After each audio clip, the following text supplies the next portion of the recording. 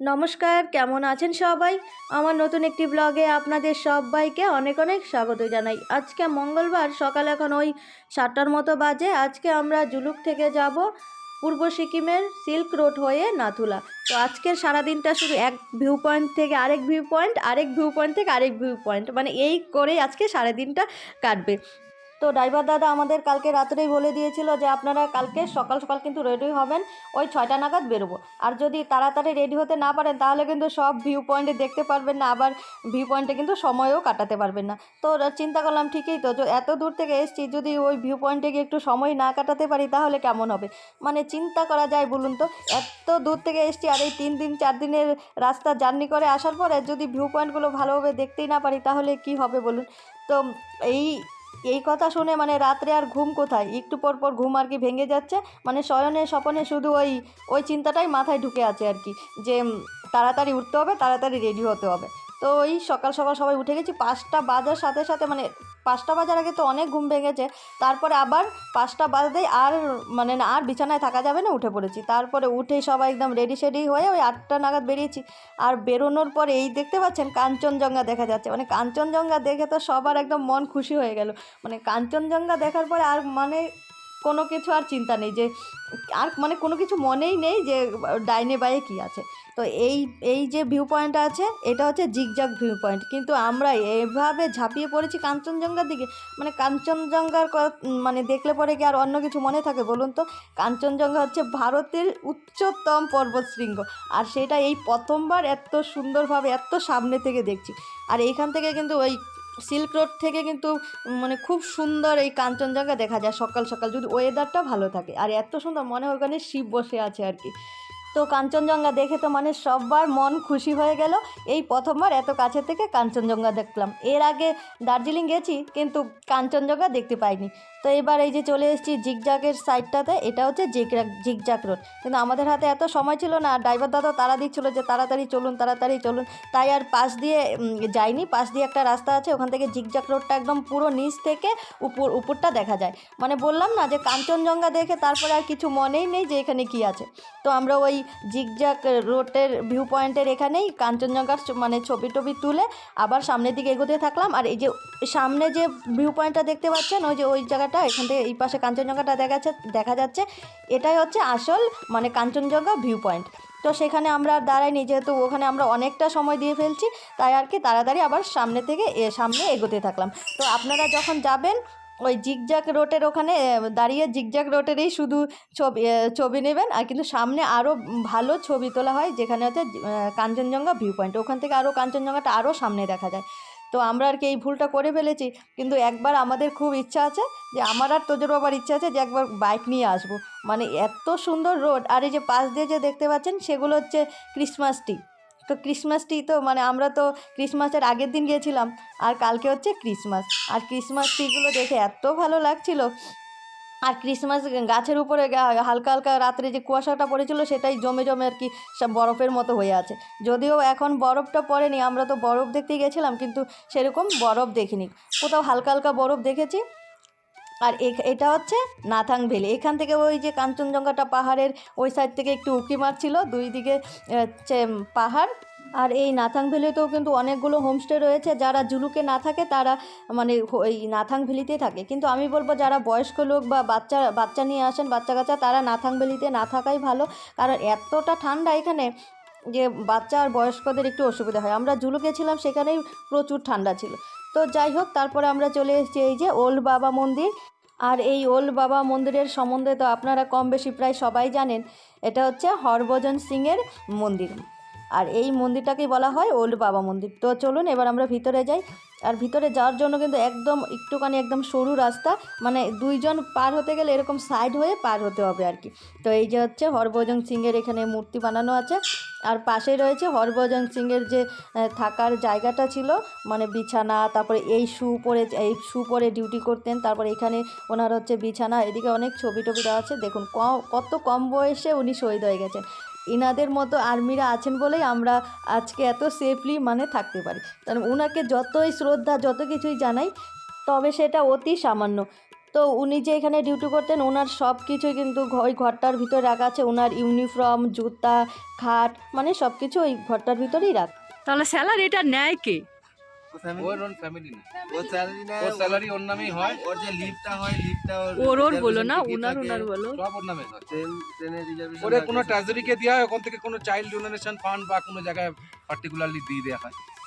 তো উনি শহীদ হয়ে যাওয়ার পরেও কিন্তু ওনার প্রপারলি মানে ওরকম স্যালারি হয় মাসে মাসে, তারপরে ছুটি হয়, মানে একটা আর্মির যা যা সুযোগ সুবিধা থাকে ওনার কিন্তু সব কিছুই হয়। আর এখানকার আর্মিরাই এই বাবা মন্দির মানে দেখাশোনা করে। আরেকটা নতুন বাবা মন্দির হয়েছে, সেটাও এখানকার আর্মিরাই দেখাশোনা করে, কিন্তু আমরা নতুন বাবা মন্দিরে যাব না, এই বাবা মন্দিরটা দেখেই সোজা চলে যাব নাথুলা। আর সাইড থেকে দেখুন কত সুন্দর কাঞ্চনজঙ্ঘা দেখতে পাচ্ছে, মানে যেই দিকে যাচ্ছি সেই দিক থেকে কাঞ্চনজঙ্ঘা দেখে তো একদম মন খুশি হয়ে গেল।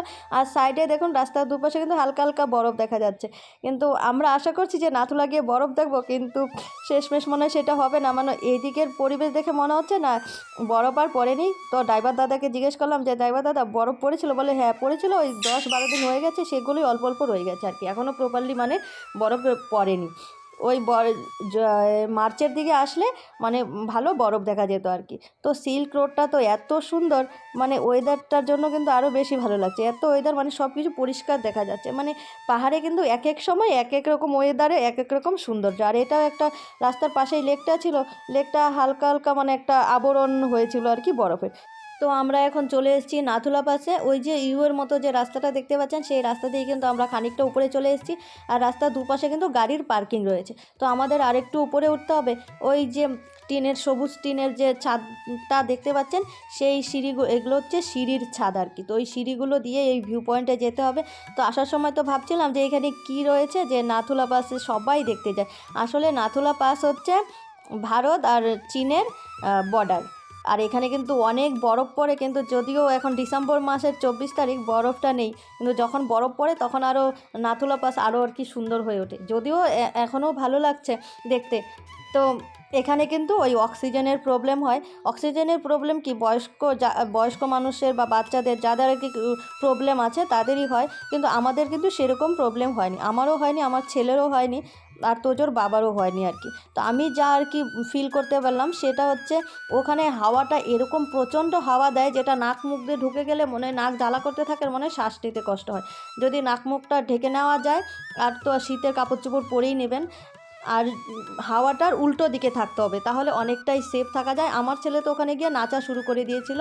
আর চীন আর ভারতের সীমান্ত থেকে আর কি দেখা যায় চীনের একটা খুব সুন্দর একটা মানে পর্বতশৃঙ্গ, মানে এটা দেখেও কিন্তু বেশ ভালো লাগছিলো। তো আমরা ওখানে কিছু সময় কাটিয়ে তারপরে আমরা আবার রওনা দিলাম ছাঙ্গু লেকের দিকে। আর ছাঙ্গু লেকে যাওয়ার সময় এত সুন্দর মানে ভিউ দেখে মানে মনটা খুশি হয়ে গেল, মনে হচ্ছিল যে আজ মে উপর আসমা নিচে, মানে এরকম মনে হচ্ছিল। আপনারা তো দেখতেই পেলেন যে মেঘগুলো নিচে রয়েছে, মানে এত সুন্দর লাগছিল, মানে কি বলবো। তো এরপরে আমরা চলে এসেছি মানে ছাঙ্গু লেকের একটু উপরেই, মানে সেখানে সবাই একটু ব্রেকফাস্ট করবো, কারণ সকাল সকাল সবাই একটু ম্যাগি খেয়ে বেরোনো হয়েছিল। তো সেখান থেকে আমরা সবাই মোমো, ম্যাগি, মানে যে যেটা খাবার, তারপরে ডিমের অমলেট অনেক কিছু পাওয়া যায়। তো আমরা এখানে সবাই কিছু ওই যে হালকা পাতলা টিফিন করে এবার রওনা দিলাম ছাঙ্গু লেকের দিকে। আর ছাঙ্গু লেকটা কিন্তু উপর থেকে খুব সুন্দর লাগছিল, দুই দিকে পাহাড়, মাঝখানে লেক, তারপরে লেকটার ওইদিকে আবার মেঘগুলো দেখা যাচ্ছিল, মানে এত সুন্দর লাগছিল। উপর থেকে যদি একটা ছবি তুলে নিতাম তাহলে কিন্তু বেশ সুন্দর লাগতো। এবার বাড়িতে এসে যখন ভিডিওগুলো দেখছি আর মনে হচ্ছে উপর থেকে যদি ছবি নিয়ে নিতাম তাহলে কিন্তু বেশ সুন্দর হতো দেখতে। আর এখানে কিন্তু এই যে চামড়ি গাই রয়েছে, চামড়ি গায়ের উপরে আপনি উঠে সাবারি করতে পারেন, আর উঠতে কিন্তু ওই 100 টাকার মতো লাগবে। আর এখানে কিন্তু ওই ওই সিকিমের বলে না পাহাড়ি ড্রেস, ওই পাহাড়ি ড্রেসেরও ব্যবস্থা রয়েছে, পাহাড়ি ড্রেস পরতে গেলে ওই 100 টাকার মতো লাগবে। তো আমরা সেখানে ড্রেস ফ্রেস আর পরিনি, ওখানে ছবি তুলতে তুলতে আমাদের সময় কেটে গেছে। এবার আমাদের ঘোরাফেরা শেষ, এবার আমাদের নিয়ে ছাড়বে গ্যাংটকে। তো এই রাস্তাটাও কিন্তু বেশ সুন্দর লাগছিল। আর এবার মনে হচ্ছে গিয়ে মেঘের ভিতরে ঢুকছি আর কি। এই দেখুন মেঘগুলো কত সুন্দর মনে হচ্ছে যে এখানে কেউ মানে তুলো দিয়ে রেখেছে আর কি, তুলোর মতো আর কি, এরকম সুন্দর লাগছে। তো আরেকটা কথা বলে রাখি যে আমরা যে নাথুলা পাস গেছিলাম, নাথুলা পাস যাওয়ার জন্য কিন্তু আপনাদের আলাদাভাবে পারমিট বের করতে হবে। তো ওই ঘোরাঘুরির যা খরচা হবে তার থেকে কিন্তু ওই আলাদাই টাকা দিয়ে ওইটা বের করতে হবে আর কি। তো আমাদের 10 জন গেছিলাম ছোটো বড়ো মিলিয়ে, আমাদের 4,500 টাকা লেগেছিলো। তো এক একজনের যে কত করে নিয়েছো সেটা জানি না, আর ছোটো বাচ্চাদের লাগে কি না সেটাও আমাদের জানা নেই, আমাদের ডাইরেক্ট মানে দেওয়া হয়ে গেছিলো। তো আপনার যদি এজেন্সির মাধ্যমে যান বা ওই এমনি যান ঘুরতে, তবে কিন্তু ওই এজেন্সির যা টাকা নেবে তাতে কিন্তু আলাদাভাবে ওই টাকাটা দিতে হবে। আর ড্রাইভার দাদাকে টাকা দিলে কিন্তু তারা পারমিট বার করে দিবে। আর পারমিট বার করার জন্য আপনাদের সবার 2 কপি করে ভোটের ফটো জেরক্স আর 2 কপি করে পাসপোর্ট সাইজের ছবি লাগবে। বাচ্চাদের ক্ষেত্রেও কিন্তু 2 কপি করে পাসপোর্ট সাইজের ফটো লাগবে আর 2 কপি করে ওই বার্থ সার্টিফিকেট জেরক্স লাগবে। তো যাই হোক, আজকের সারা দিনটা তো একদম স্বপ্নের মতো কাটালাম, খুব সুন্দর কাটালাম, মনে হচ্ছিল যে একটা স্বপ্নের দেশে আছি আর কি। তো এবার আমরা গ্যাংটকে ফিরে যাব। তো এখান থেকে গ্যাংটক যেতে সময় লাগবে, সময়টা ঠিক জানি না, কিন্তু ওই 18 কিলোমিটার বাকি। তাহলে চলুন এবার আমরা সবাই গ্যাংটকে ফিরে যাব। আর ভিডিওটাও এখানে শেষ করছি। ভিডিওটা যদি আপনাদের কাছে ভালো লেগে থাকে তাহলে অবশ্যই লাইক, কমেন্ট, শেয়ার, আর যারা আমার চ্যানেলে নতুন বন্ধু তারা অবশ্যই আমার চ্যানেলকে সাবস্ক্রাইব করে নেবেন।